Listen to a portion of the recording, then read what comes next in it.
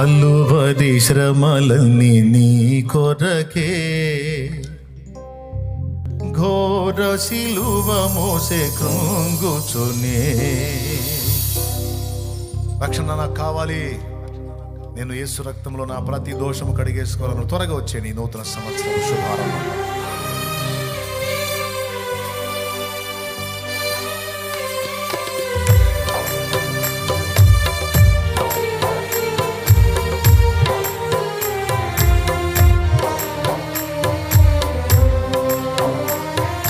కలువరి శ్రమలన్నీ నీ కొరకే, ఘోర శిలువ మోసే కృంగుచునే.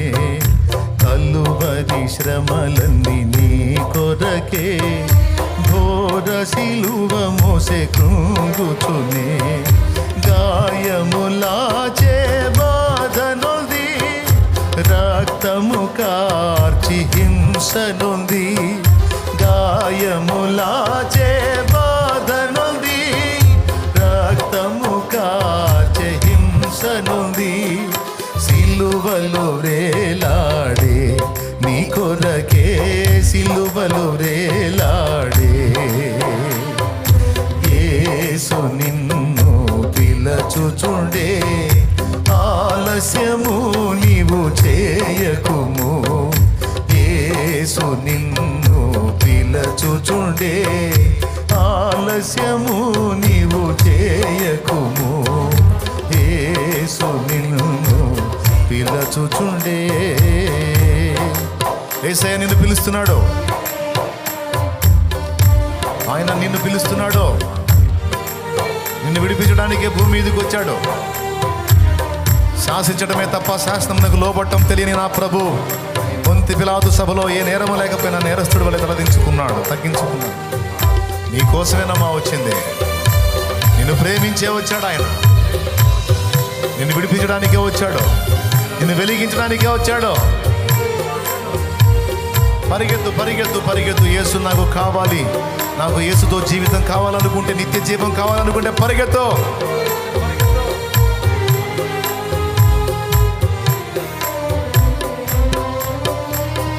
నాలుక ఎండెను దాపిగొని, కేకలు వేసెను దాహమని.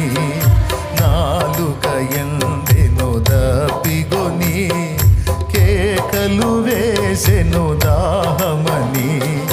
చేదు రసమును పానము చేసి చేసెను జీవయాగమును. చేదు రసమును పానము చేసి చేసెను జీవయాగమును.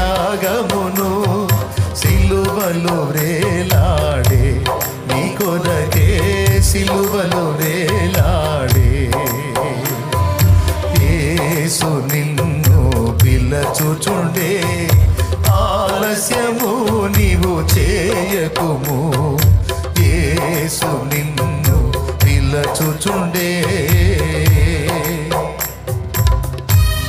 యేసు నిన్ను ప్రేమిస్తున్నాడు, నీ కొరకే బలి అయి ఉన్నాడు ఆయన. ఘోర శిలువ నీ కోసమే అనుభవించాడు ఆయన. పని చేయకపోతే ఏ నరుడికి కూడా రక్షణ లేదు. ఆయన ఆ విధంగా చేయకపోతే ఏ మానవుడు కూడా విడుదల పొందలేడు. మనందరి దోషములను భరించి సహించి ప్రేమించి మనల్ని రక్షించిన ఏకైక దేవుడు యేసు, యేసు, యేసు.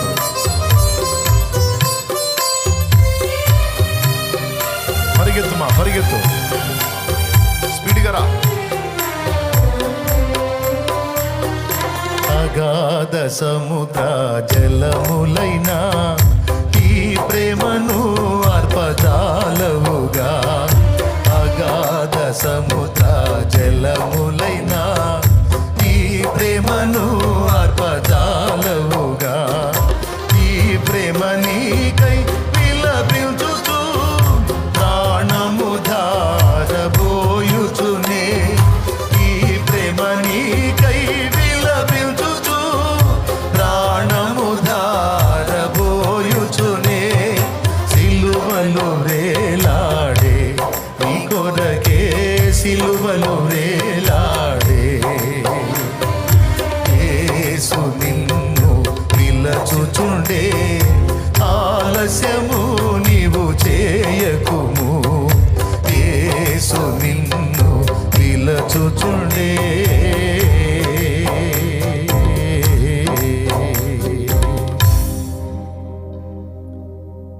ప్రభునందు ప్రియులారా, ఒక్కొక్క మనిషి కొరకు ఎందుకు ఎదురు చూస్తానో తెలుసా? ఎందుకు నిరీక్షిస్తానో తెలుసా? పరిశుద్ధాత్మ ఎవరినైనా దర్శిస్తాడేమో, ఎవరి మనోనేత్రాలైనా వెలుగుతాయేమో, వాళ్ళున్న పాపశాప బంధకాల నుంచి విడుదల పొందుకోరి నాకు యేసు కావాలి, నాకు రక్షణ కావాలని ఎవరైనా ముందుకు వస్తే వాళ్ళకి ఎంత మేలో తెలుసా? నరకం నుంచి వాళ్ళ ఆత్మ కాపాడబడింది. ఎంత ఇచ్చి, ఎన్ని కోట్లు ఇచ్చి ఒక ఆత్మను నరకం నుంచి మనం కాపాడగలమండి? భూ సంబంధమైన ధనం ఏదైనా ఆత్మను విడిపించగలిగిద్దా? యేసు రక్తం. ప్రతిసారి ఎందుకు ఇట్లా తప్పిస్తానంటే దాని కారణం ఇదే. ఏ కొంచెం ఆలోచించిన ఒక ఆత్మ దేవుని వైపు తిరుగుతారేమో, నా తండ్రిని తెలుసుకుంటారేమో, తమ తండ్రిని తెలుసుకుంటారేమో, తమ తండ్రి చిత్తం గుర్తిస్తారేమో అన్న ఆశతో ఎదురు చూస్తూ ఉంటాను.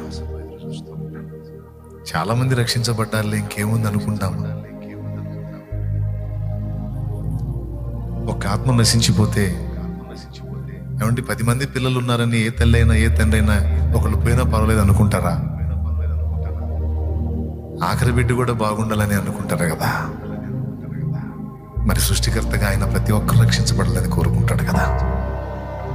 అంతటా అందరూ మారు మనసు పొందాలని తండ్రి ఆశిస్తున్నాడు.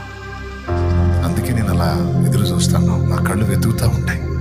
ఇంకా ఎవరితోనన్నా మాట్లాడా, ఇంకా ఎవరితోనన్నా మాట్లాడా, ఇంకెవరన్నా కన్నీళ్లతో నాకు నా తండ్రి కావాలి, ఆ పాప జీవితాన్ని వదిలేస్తున్నాను, రక్షింపలేని వాటిని వ్యర్థంగా ఆరాధించాను వాటిని కూడా వదిలేస్తున్నాను, నేను ఇంతవరకు చేసిన పాప జీవితాన్ని వదిలేస్తున్నాను, నాకు పరిశుద్ధ జీవితం కావాలి, పరిశుద్ధుడైన నా తండ్రి కావాలి, నాకై ప్రాణం పెట్టిన నన్ను ప్రేమించిన నా యేసయ్య కావాలని ఎవరన్నా కదులుతారేమో అని చూస్తూ ఉంటాను.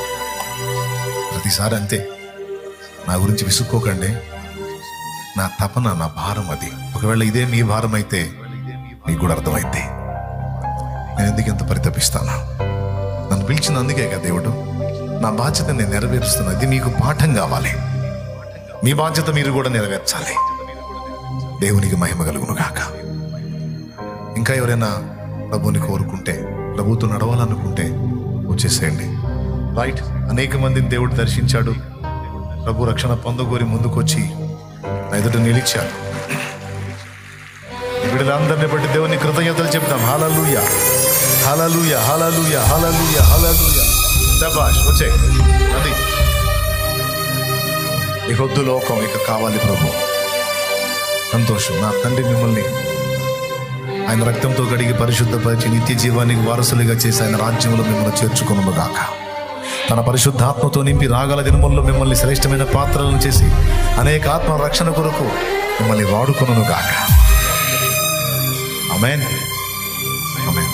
సంతోషం నాన్న. ఇంకెవరన్నా ఉంటే నీళ్ళ దగ్గరికి వెళ్ళిపోండి నాన్న. ఆ సిద్ధమైన వాళ్ళందరూ ఇటు నుంచా అటు నుంచా పదండి నాన్న, పదండి. మీరు కూడా పదండి మా నీళ్ళ దగ్గరికి వెళ్ళిపోండి నాన్న. వస్తాను నేను అక్కడికి. వెళ్ళిపోండి, త్వరగా వెళ్ళిపోండి. ఇది నీకు దేవుడిచ్చిన సువర్ణ అవకాశం, బెస్ట్ టైం.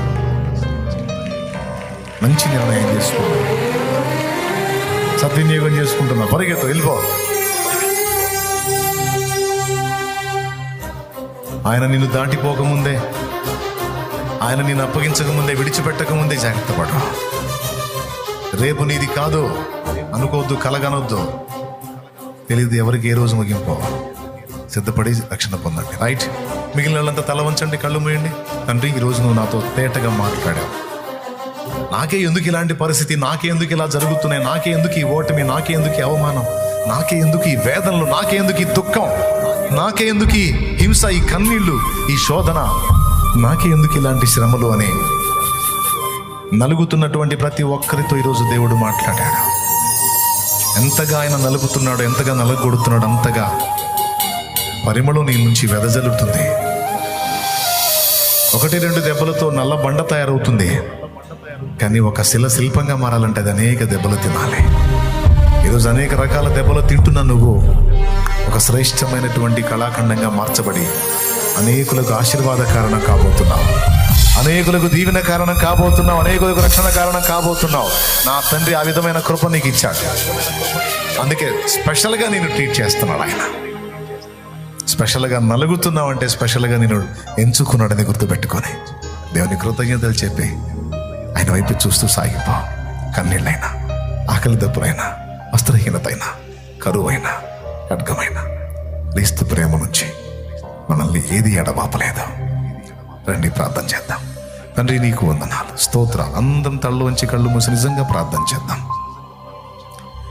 ఈ రాత్రి సూటిగా తేటగా 2 విషయాలు మాతో మాట్లాడాం.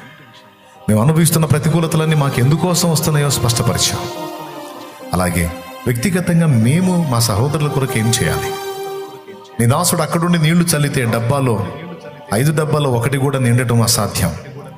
కానీ ఎవరికి వాళ్ళు వ్యక్తిగతంగా వచ్చి కూర్చొని నింపితే పట్టుమన్న 5 నిమిషాలు కూడా పట్టలేదా? ఇది ఎంత నిజం. మేము మా బాధ్యతలు నెరవేర్చాలి. మా తోటి వారితో మాట్లాడాలి, మా సాటి వారితో మాట్లాడాలి, నిన్ను పరిచయం చేయాలి, నిన్ను గురించిన అవగాహన వారికి కల్పించాలి. ఇక వారి నుంచి ఏది మేము ఆశించక వారి ఆత్మరక్షణను మాత్రమే మేము ఆశించి వారి కోసం